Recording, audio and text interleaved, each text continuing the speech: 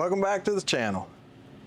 So today the project is make a rear roller brush shaft.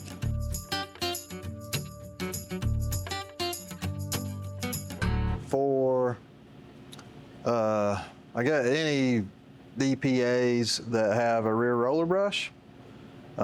This particular one is a 3320 that I've had for, I think the oldest one's like a 2015, and I got the newest ones maybe 2017, 18, something like that. So anyway, this shaft, I looked it up and it is $278 from my Toro distributor, and they don't have it in stock. And when they don't have it in stock, they charge me 20% to get it straight from Toro. So it'd be $333 for this one shaft. And this shaft appears to be mild steel. Nothing special about it. It's this is one of the original shafts that I got all the dimensions from. Just to see what I needed, I ordered from McMaster-Carr like I order everything else. And I ordered enough material to make 4 shafts. I only need 2, but you know, half the time is machine setup. So I went ahead and ordered enough material for 4 shafts. I think I got $40 in material, so $10 a shaft roughly, and my time. So this thing has 4 holes drilled in it. So there's 2 on this end, 2 on this end, and that holds the brush in place. The end of the shaft is drilled and tapped 5/16 by 18, and there's a keyway here. This is a 9/16 shaft, so I ordered 9/16 round bar, mild steel. I turned the ends down to a 1/2 inch, and on the ends it gets these bearings that's a 1/2 inch bore, but they lock. So I machined these just shy of 1/2 inch, so $4.99, and 5/10 was my goal when I machined these.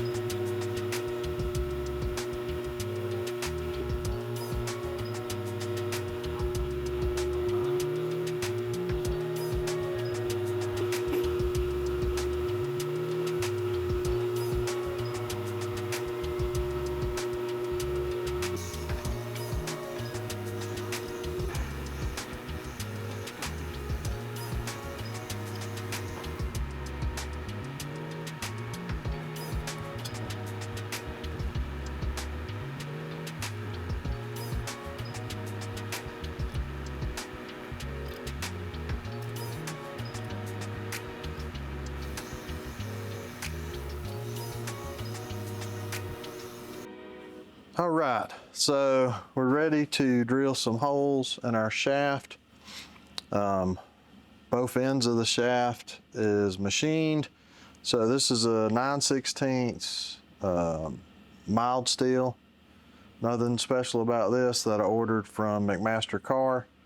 And each end I turned down on the lathe to a 1/2 inch. So our bearing will slide on there. The bearing has a lock collar, so this diameter is not super critical. As long as it's below a 1/2 inch, so it'll slide on.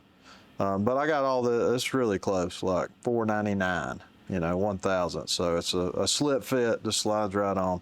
The other thing that I had to do on this end of the shaft is drill a hole and thread it 5/16. So now that that's done, I got to put 2 holes here and 2 holes here in the end of this to hold the brush. You know, it spirals on here and it's got a little U-bolt that clamps it down. So that's where I am next. We'll machine the keyway in here and I'll go through how I do that. So I did mark this where I want to machine it, or where I want to drill my hole. I found this online, a way to find the center of this shaft. Just gonna run my table over and pull the, I just have a center drill in here, like a number 2 center drill. And I'm gonna pull the quill down until it holds my tape measure or my ruler. And as we can see, it's a little bit of an angle right there. So I'm moving the table this way a little bit, and you can see the ruler kind of straightening up there. Looks like I went a little too far. So back up a little bit. And I'm just looking to make my ruler parallel with the top of this vise, which is a good surface to go off of. So that should be the center of my shaft. So, and I don't think this is super critical, exactly where this is. So we're gonna go with it right there, drill our hole. The critical part is from this hole, I need to move to my left a 1/2 inch.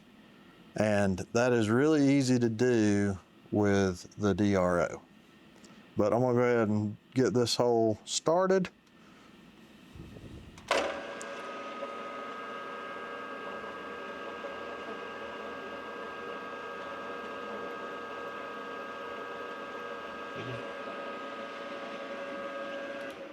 All right, I'm gonna 0 my X, and I just need to go this way, a 1/2 inch. And this makes it super simple. So there's a 1/2 inch and 6/10. I wanted to get it perfect. There's a 1/2 inch. Now I'm gonna drill my next hole.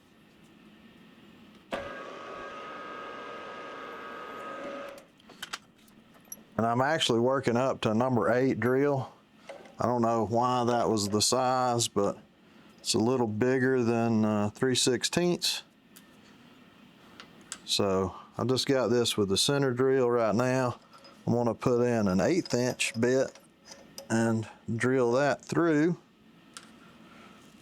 on both of these holes.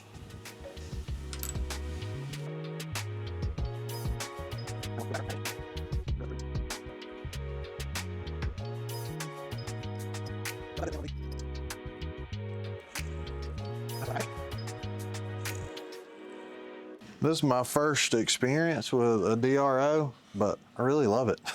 It's pretty awesome because you don't have to worry about the backlash and the gauges. It just tells you where you're at in space. Super cool. So now I'm gonna set this up. I gotta drill these same 2 holes in the other end. So I'm gonna get that set up next. So I got this side, the holes drilled. What I've done is I just used the drill bit that I was using to drill the holes to line all these up. This is my old shaft. And I'm just gonna mark the first hole on it. So, like I said, this doesn't have to be exact. So, I'm gonna mark each one on this ground. I think the main thing is that they're the same distance apart. This is the little bolt that goes in there. and it goes through both sides. Anyway, I'm gonna drill these holes and we'll be back. So I got the shaft in the vise here. I hadn't tightened it up yet. So this hole here is 90 degrees to this hole in this direction, if you will.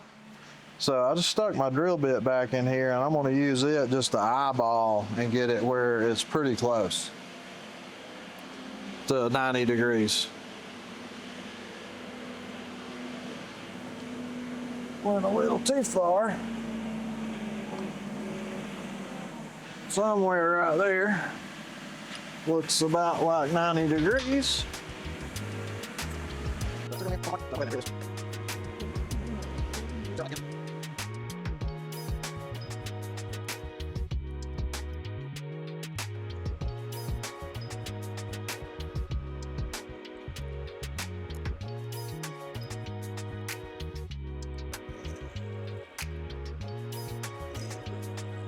If you're curious, I'm turning this about 650 RPM. My spindle speed on that. Again, I don't think that's very critical. I got all the holes finished in this one. The only thing left to do is the keyway on that end. I'll come back and do that in a minute. But since I'm set up to drill, I'm making 4 of these. Most of your time is spent in machine setup.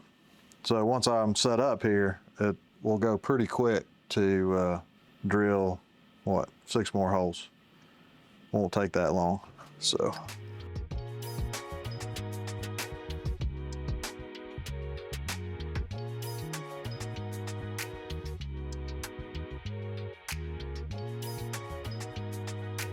So this key is 1/8.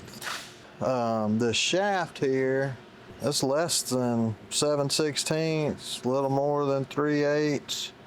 So I'll probably find the end of it when I get it in the vise and just go in, 400 thousandths or something. This is just, the key is 1/2 inch. So the ones I cut will probably be 1/2 inch just to make it easy. The pulley, the key goes all the way, or can go all the way through it. Anyway, the pulley does not go all the way on. It's captured here on the end. So it only goes on so far. And the key on our original shaft is lined up with these holes. So I'm going to use those as a reference to index the shaft when I put it in there. And then I'll still find my center the same way. And then I got to change collets and put in this end mill that I bought. So this is a 1/8 inch end mill. Little bitty tiny guy, 4 flute. So cute, it's beautiful. I think it's ER40 is the collets that this milling machine uses. So get the right collet for an 1/8 inch bit and get all this rigged up and be back with you.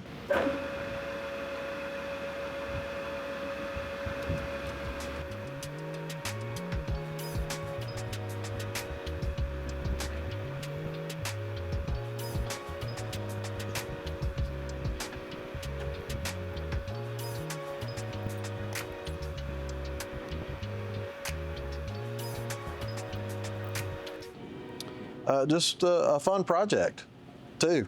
Kind of breaks up the monotony of grow-in at a golf course where we seem to hit something on a daily basis.